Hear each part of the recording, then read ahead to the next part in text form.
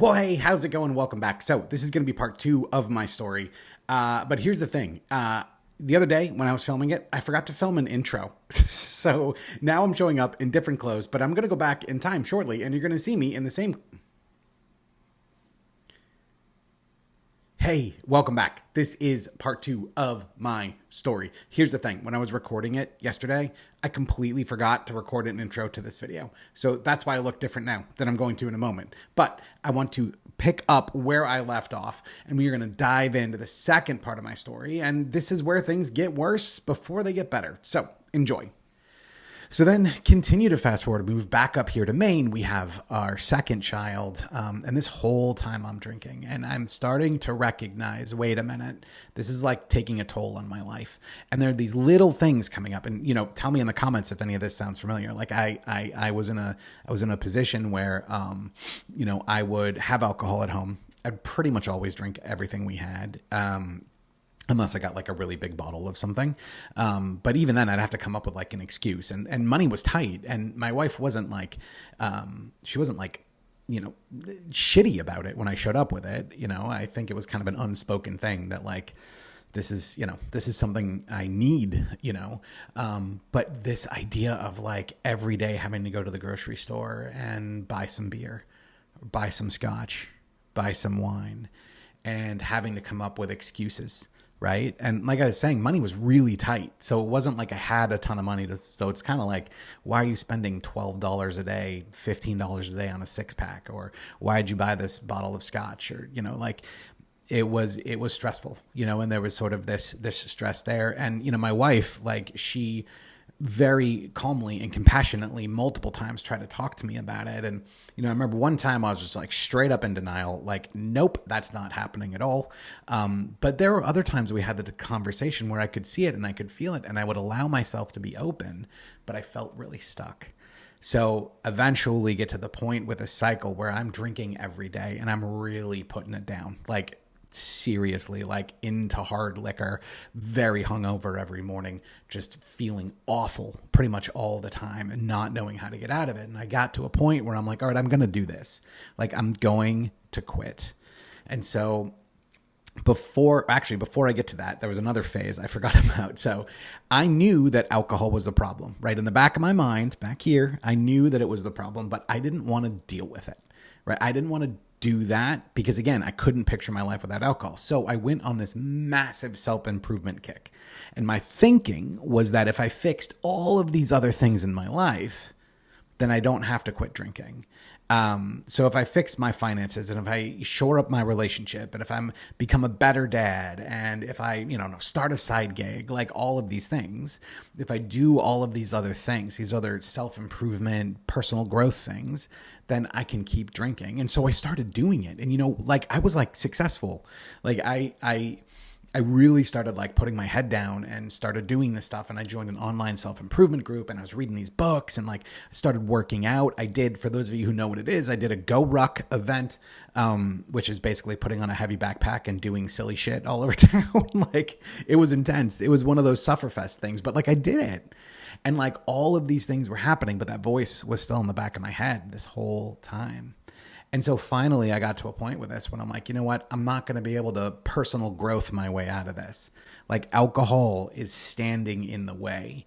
And what's funny is everything that fell off, right? Every other piece of this, like as I started to make finances better, as I started to improve my relationship, as I started to be, like focus more on the kids, like doing all this stuff, all this guilt and stuff started falling away. And it just made it more and more and more clear that alcohol was the problem.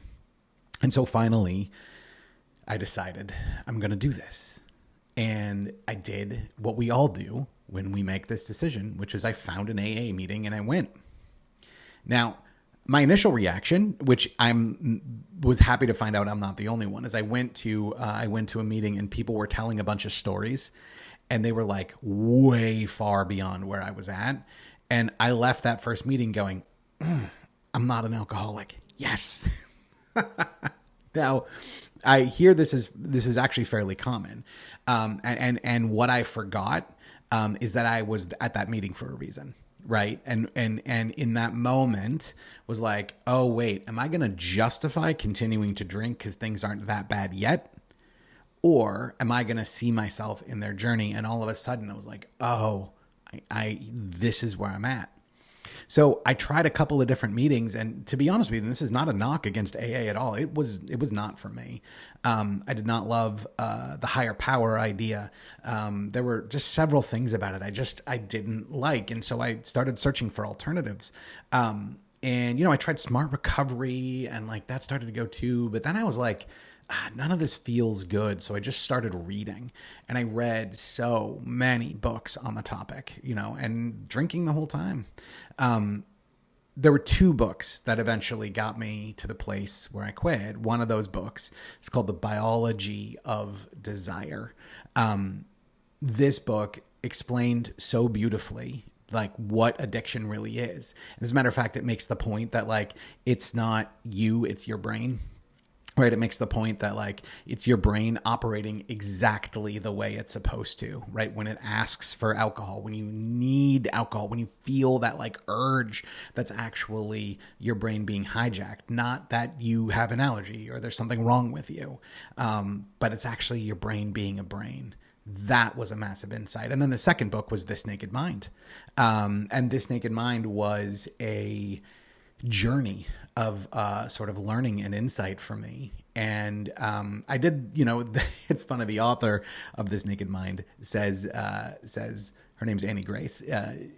She says, like, take your time going through this book. And of course I was reading that and I'm like, fuck that shit. I want to go now. So like I did a full weekend read of all of it. And I remember walking out of the bedroom being like, I'm done. I really felt like it. But then as the week went on, those urges kind of came back and they ended up winning. And it turns out that the Annie Grace was right, is that you gotta kind of like take time for these ideas to sink in. And so a few more months go by, and then I decided to read the book, and I went like line by line through this thing.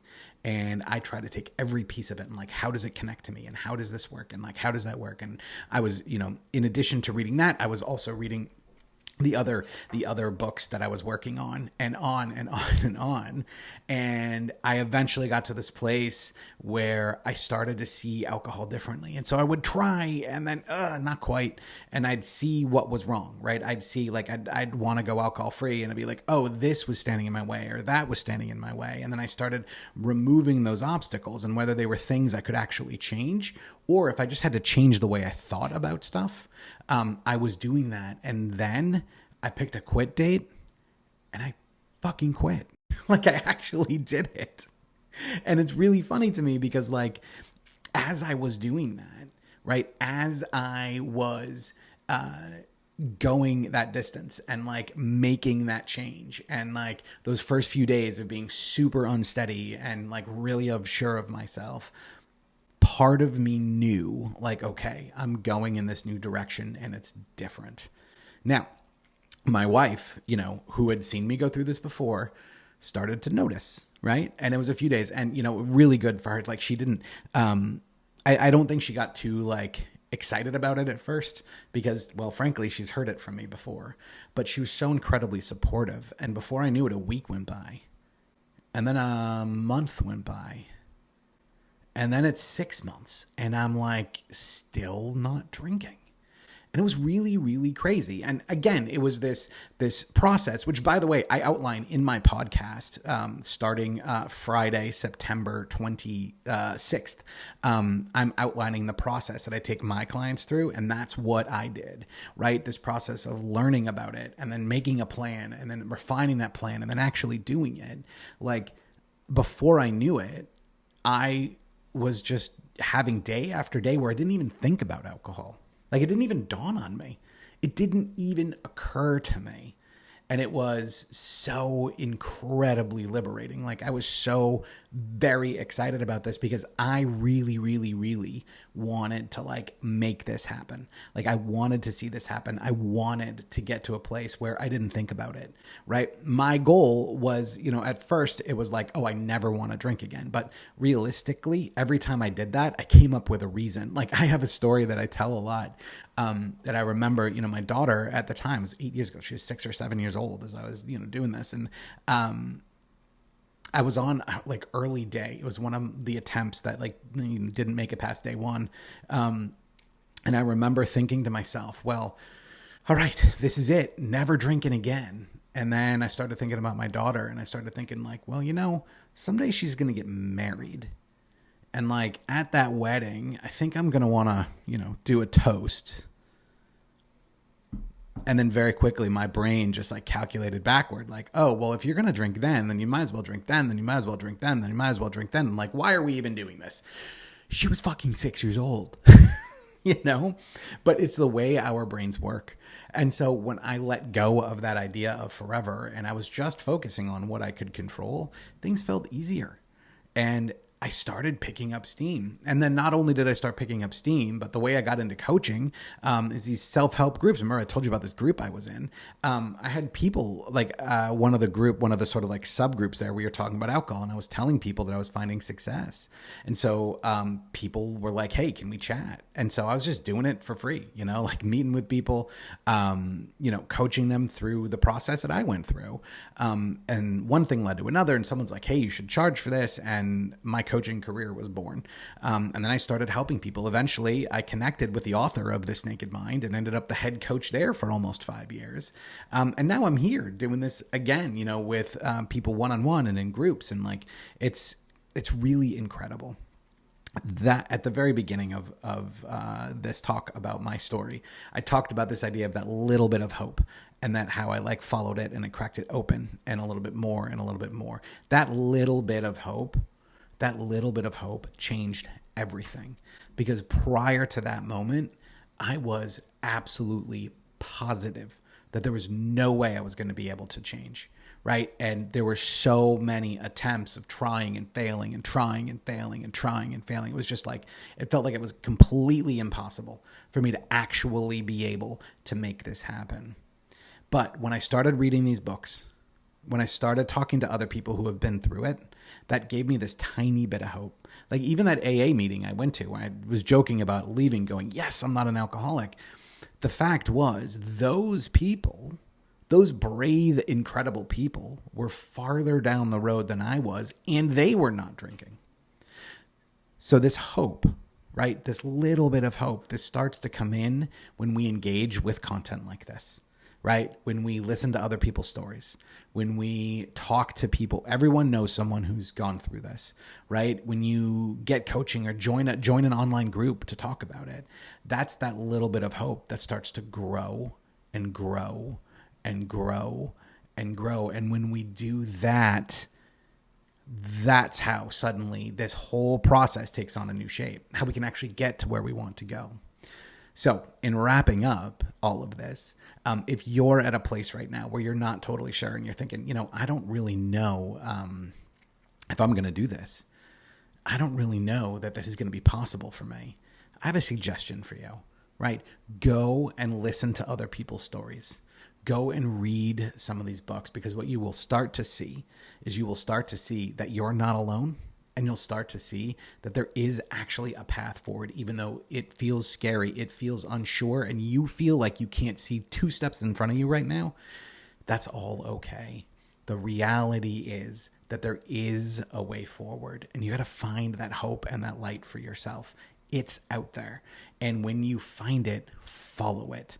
That's what changes everything. And if you want to reach out to me, you always can. You reach out to anyone else that you know. Go to meetings, join online groups, whatever it is. Start having that conversation, and that hope will kindle in you. And that will be the thing that pulls you forward.